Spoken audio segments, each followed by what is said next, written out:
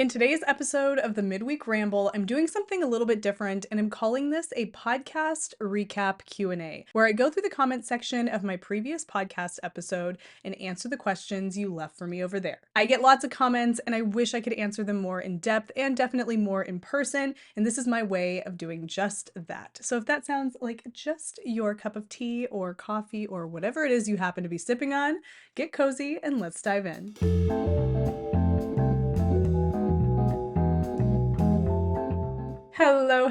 Hello, and welcome to the Wool Needles Hands Midweek Ramble. My name is Taylor, and I will be your host. As I mentioned in the teaser for this video, I am going to be doing something a little bit different today, trying something out that I want to explore in future Midweek Rambles, and that is doing a recap episode where I go through the comment section of the previous video and answer the questions that were left for me there. I like to answer my questions in the comment section, but I get a lot of them, and sometimes I can't get to all of them. But sometimes some videos spark really excellent questions, and I want to be able to answer them in a little more detail with a little bit more nuance and have you hear it from my mouth as opposed to just reading it from the screen. Sometimes it's just a little easier to be personal with them. I don't know. I like to answer questions in person as much as I can with my own voice, and this is an opportunity for me to do that. So it's kind of like a Q&A. However, these questions, a lot of them are very much definitely tied to the context of the video. A lot of these questions are questions you may also share about things that I mentioned, maybe I didn't clarify, or maybe you'd like more information on a particular technique I talk about. All of those things will be answered in these sorts of videos, and I have a feeling they're going to be very informative. So I want to get into it. I'm excited for this. I think it's going to be very cool and eye-opening and just a nice way for me to be able to answer some of the questions that you guys have.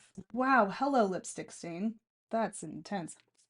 As I am filming this, or actually right before I sat down to film this, one of the questions I had on that last video, because if you watch the previous video, it was pretty much me ranking all of my hand knit sweaters, which is 10, and giving information about pros and cons for each.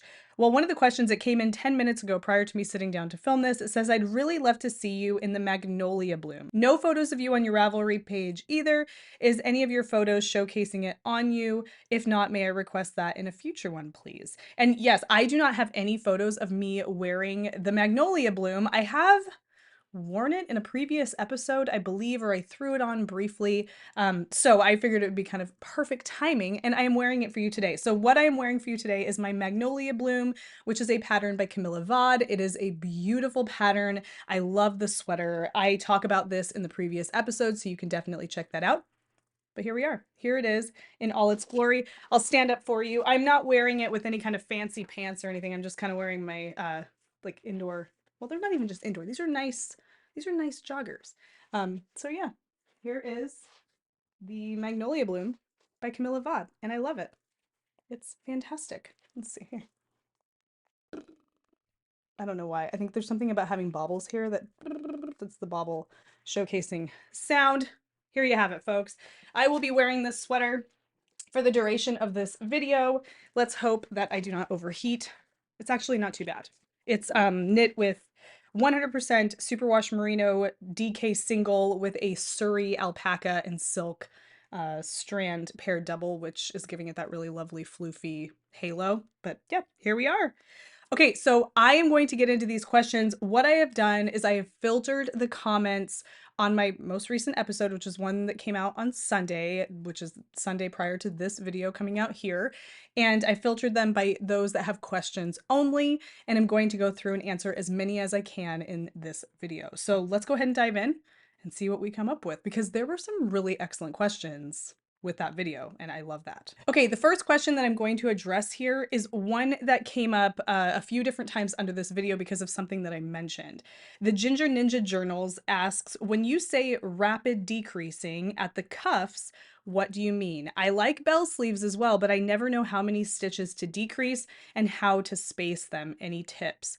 Okay, this is an excellent question. Now, what I mean by rapid decreasing is just instead of decreasing gradually down the length of the sleeve, you're taking the difference between the upper part of the arm and the lower part of the arm, and you're decreasing all of those stitches right before the cuff. So you're not spreading it out over the course of the arm. You're doing it all at once, rapid, I don't know, whatever you want to call it. You're doing it all at once right before the cuff. And so that gives you a straight sleeve with a little bit of a bell at the end because you're having all of those stitches cinched in. This, I don't believe I did that.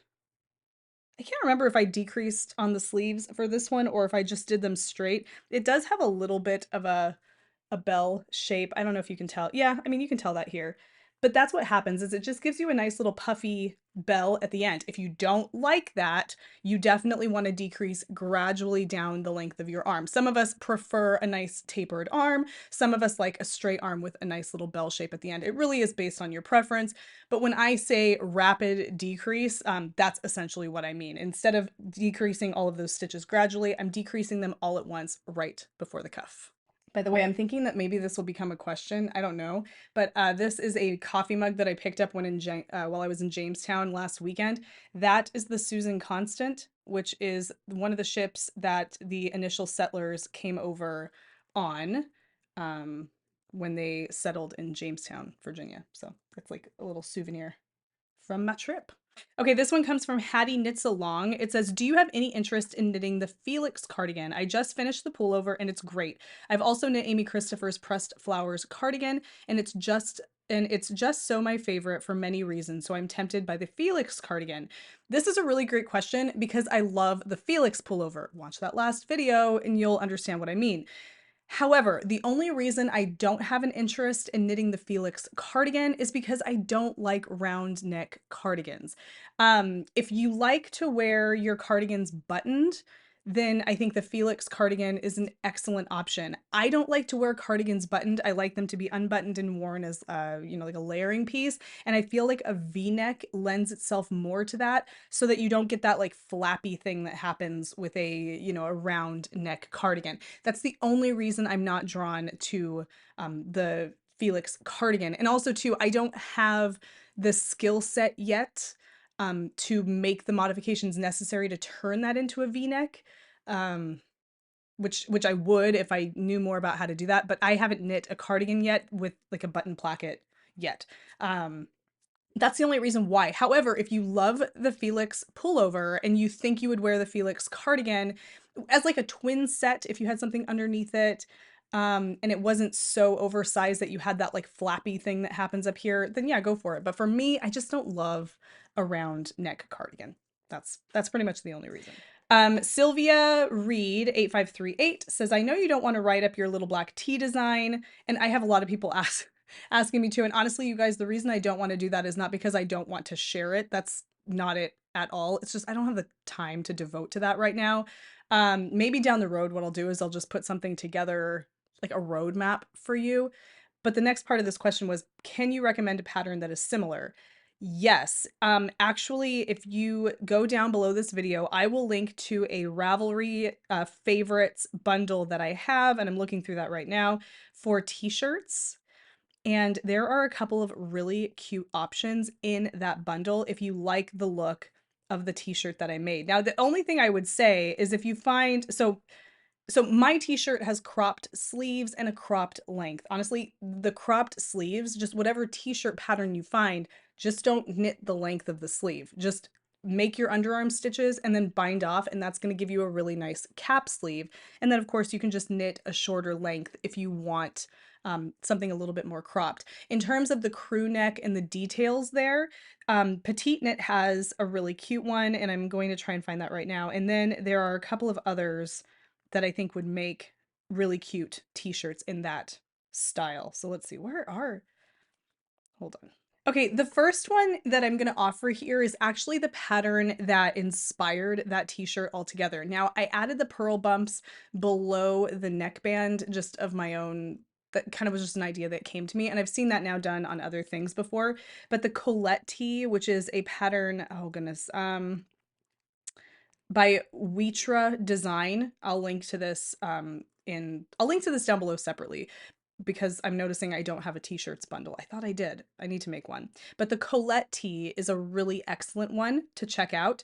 I've heard there's some issues with the pattern, not that there's anything wrong with it, but it might be a little bit more on the confusing side.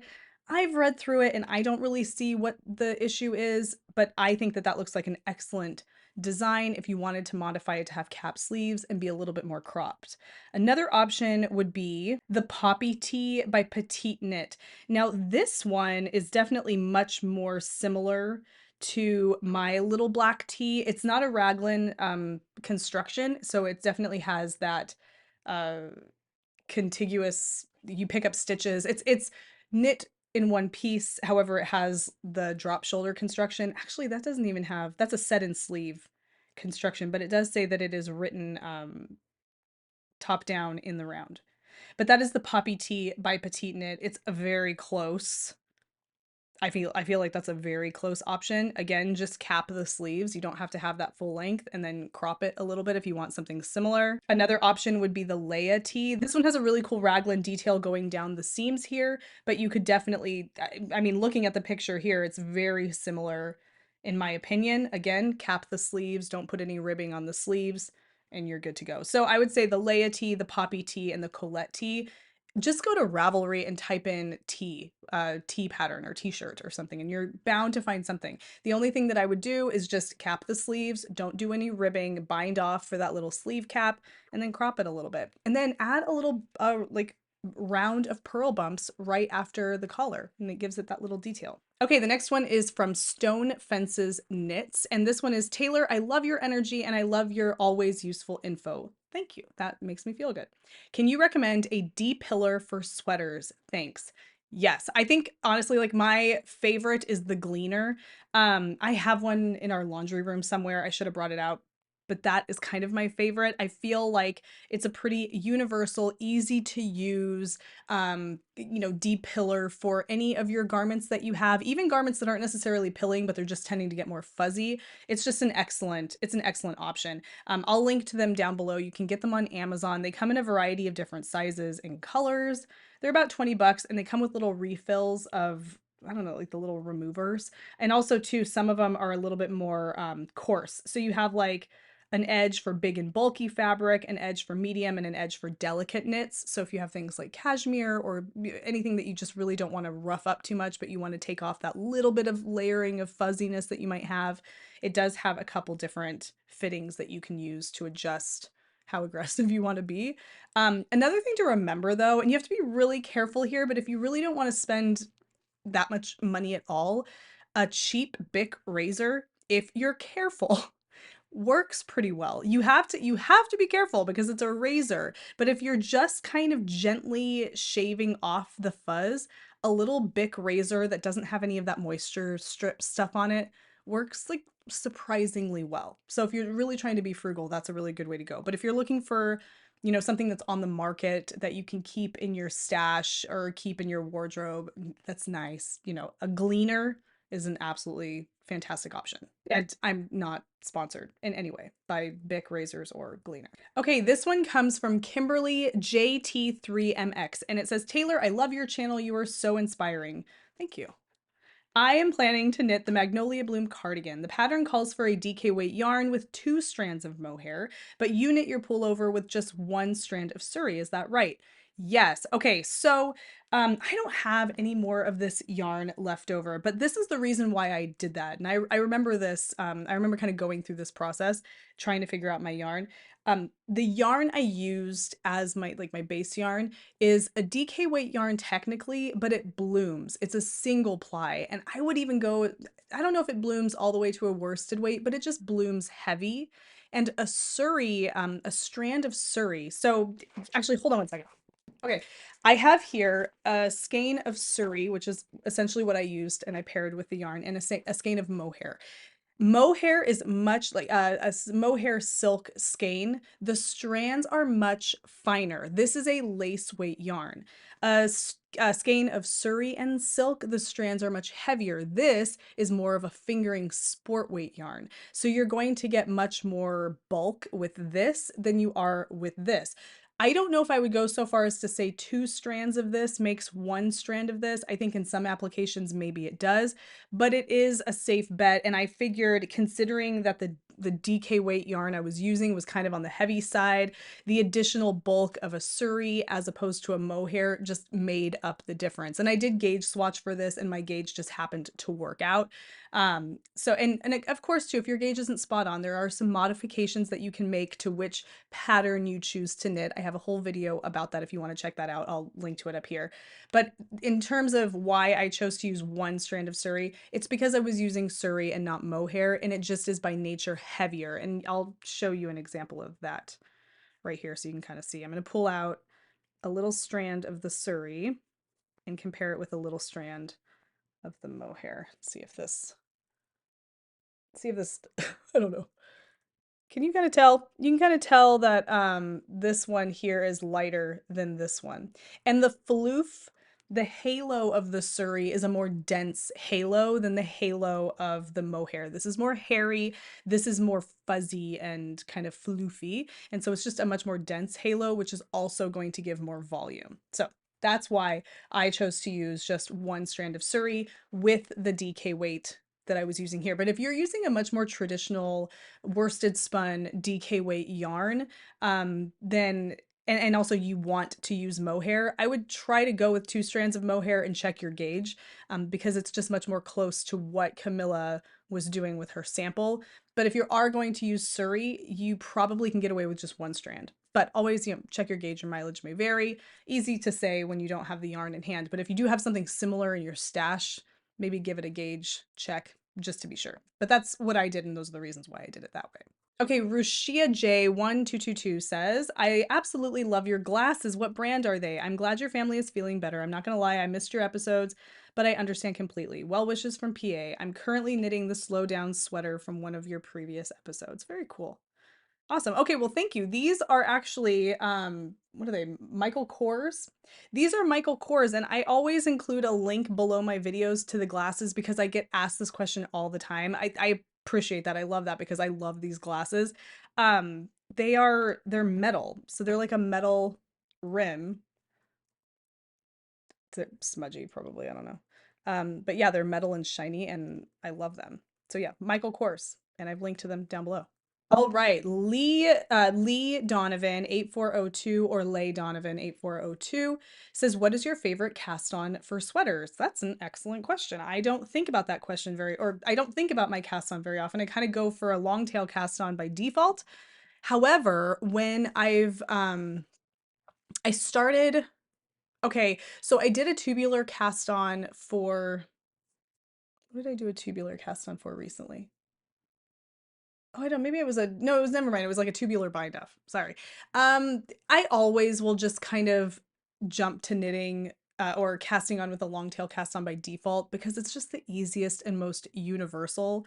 However, I will say that Brooklyn Tweed has a tutorial or a step set of directions for a tubular cast on that's really intuitive, easy to follow, not nearly as complicated as you probably imagine a tubular cast on being. And if you're knitting a regular collar that is not folded over and you're knitting your sweater from the top down, honestly, I feel like the best looking cast on is a tubular cast on. And I would have to say that even though it's not my favorite to execute, it always makes me happy when I've done it that way because it just looks so much more polished around the neck. So my default cast on for anything is a long tail cast on, but for sweaters, if I'm not doing a folded over neckline and there's no mohair there to disguise the rigid edge of a long tail cast on, I would lean towards a tubular cast on. Just, I don't know. I guess that's my best answer. And also would be kind of like my best recommendation. Okay, Cherie Shamil 3215 says, "Hello, I'm new to your channel and I'm a self-taught knitter." And she gave the little like Heidi eyes emoji, which I think is really cute. Welcome as a new self-taught knitter. That's the best. That's amazing. Is there a way to see the patterns you mentioned if I'm not on Ravelry? I tried looking at your page, but it said I needed to set up an account. So the patterns that I mentioned, I link to their Ravelry pages primarily because I use Ravelry and it's just the easiest, most universal for for me to just plug it and play into the description box. However, some of the patterns that I mention can be found on other sites like Lovecrafts, or some of the designers have their own web pages. But for the most part, whenever I mention patterns, I am going to just link to their Ravelry, just because it's the easiest, most streamlined way for me to do that. You do have to create an account. It is free. I would recommend that if you are getting into knitting and you want access to a lot of patterns, Ravelry is really kind of the way to go. They seem to hold the monopoly on that sort of thing at the moment. I think that's changing. I think there's new sites that are starting to pop up that are becoming a little bit more prolific in what they offer. However, Ravelry is really kind of the best bet right now if you want to have access to all of those patterns. So that's where they all live right now in terms of my bundles and the different patterns I mentioned. So I would consider it. I mean, I know it's always annoying to have to set up some new account for something, but I think that you might find that it is worth it, especially considering that you don't have to pay. Okay, that is it for questions from that previous video, but you guys, I have some more time left in this video, and I want to dive into some of the questions to the video prior to that even. So let's just do a little bonus. So what I'm going to do is head to the previous video, which is watch this before you knit your first sweater, and answer some of the questions that popped up there, because some of these are really good questions. Valerie Conrad 1005 asks, question about blocking. How does washing a sweater affect the blocking? And this is a great question. If you are blocking your sweater for the first time after knitting it, you're setting all of the stitches. You're kind of putting them all in place, and a lot of that is well, I don't want to say irreversible, but a lot of that is going to stay even after you wash it, like subsequent soaks later on. However, it's not going to stay so much that you can just wash it and then I don't know how you plan on drying it, if you air dry it or whatever, without reshaping it again. Every time you soak the sweater, you're going to need to reshape it again to kind of bring it back to that blocked look. Otherwise, it'll just kind of take whatever shape it's in as it dries. So kind of think of your sweater as Play-Doh after it's been soaked. You really do need to kind of shape it out. That's a big part of the reason why a lot of times knitters or folks that have hand knit sweaters don't soak them to wash them very often, because you do have to go through that process. And really, honestly, soaking a sweater as a means of washing the sweater is not very necessary for basic washing. You should be able to get away with just spot cleaning a sweater. If it smells super funky, like, or it's got a stain on it, obviously there's some things that you're going to need to do. But for the most part, just not washing it is a perfectly suitable option if you're working with wool yarn. So if you're working with synthetic fibers, you might need to wash it more frequently, because it doesn't have those like antimicrobial properties that wool does, and so you need to wash that. And thankfully, because it's synthetic, it's much more washable. But for wool sweaters, things that are made with wool fiber, you really don't need to wash them as often. And if you do decide to wash them by soaking, you will need to reshape and block them, because again, like I said, a wool sweater, or really a knit sweater of any kind, will take the shape that it's in as it dries. So you kind of need to go through that blocking process again. Okay, Rosalind Yeomans 5544 says, knowing that many knit garments grow after blocking, in choosing the correct size for my garment, are the size ranges shown in patterns generally considered to be pre-blocking or post-blocking? Always assume that the size listed in the pattern is post blocking, even the gauge swatch. So everything that is listed in terms of size of the finished swatch and of the finished garment is all sized after the sweater or whatever it is has been blocked. And kind of to go off of that, this is Ella Priori asked a similar question. Is the gauge swatch blocked or not? Do the designers take blocking into account when they give the gauge? I'm always confused about this. Yes, always assume that the designer is taking the blocking into account with their gauge swatch and their final piece when it comes to the measurements. It's always safe to assume that they have blocked, that they should have absolutely blocked it before giving you the measurements. All right, that is all we have for now. Those are all of the questions, at least all of them that I can find based on my filtering of the last video and a few from the video prior to that. I enjoy doing this. I feel like I can really answer some of those questions with more detail and kind of in a way that might be a little bit more helpful and meaningful. So from now on, I'm not going to do this with every podcast episode, but there will be occasional midweek rambles that are done in this format if a particular episode tends to have lots of questions that I want to go into a little bit more detail when it comes to answering those questions. So thank you for everybody who submitted questions, and keep the questions coming. I will always do my best to answer them in the comment section. However, if I answer your question in a video, I may not answer it in the comment section. I try to strike a balance with all of those. I'm the only person that replies to comments. It's always just me. So I do the best that I can. So if I answer it in the comment section, or if I do not answer it in the comment section, look for it in a video, in one of the upcoming question or recap videos. I think this is good. I like this. I like being able to answer your questions. So thank you for hanging out with me. This is always lovely to have this time to chat with you guys. If you took value from today's video or enjoyed yourself at any point, don't forget to give the video a thumbs up. Definitely subscribe for more content, which comes out every Wednesday and every Sunday. And definitely click that bell icon so that you will be notified anytime new content hits the channel. Also, if you would like to further support the Wool Needles Hands channel here on YouTube, head over to the Patreon. I drop new content over there monthly. It can come in the form of blog posts, which are always accompanied by an audio version, some additional videos and vlogs, and I'm working on new content all the time. So head over there. Your support is what's helping keep the lights on here at the Wool Needles Hands YouTube channel. It means so much to me. Until we meet again for Sunday's episode of the Knitting Podcast, happy knitting, happy making, happy whatever it is that you're doing. Take care, be well, and I will see you soon. Bye.